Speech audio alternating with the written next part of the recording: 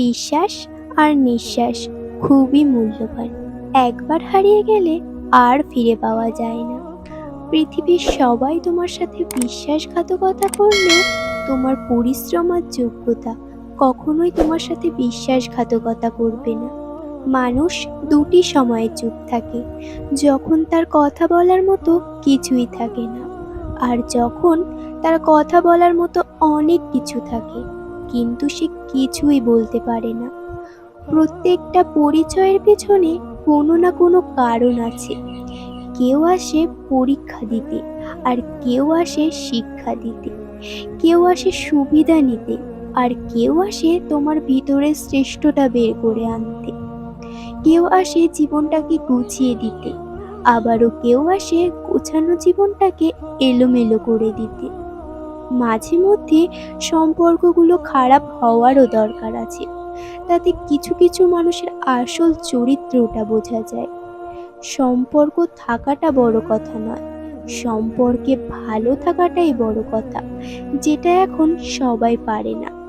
ভুল যেমন মানুষকে শিখতে সাহায্য করে, তেমনি কিছু আঘাত মানুষকে বদলাতেও সাহায্য করে।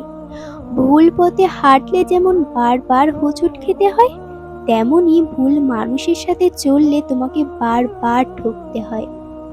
সকালে যে পেপারের দাম 10 টাকা হয়, সেটা সন্ধ্যায় 10 টাকায় 1 কেজি পাওয়া যায়। সুতরাং অহংকারের কিন্তু কিছুই নেই, সবকিছু সময়ের ব্যাপার।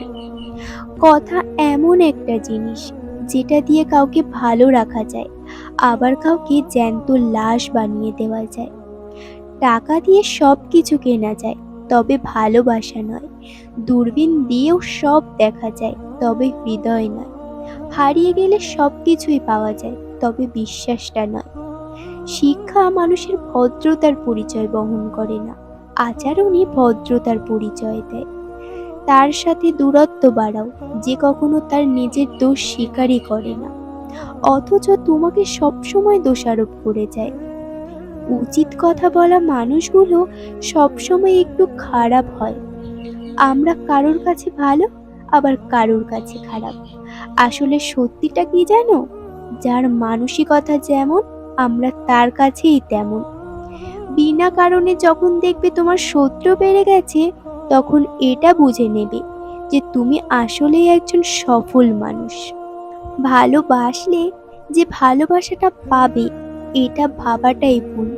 কারণ দুনিয়াটা এখন স্বার্থের, শুধু নিতে জানে, দিতে নয়।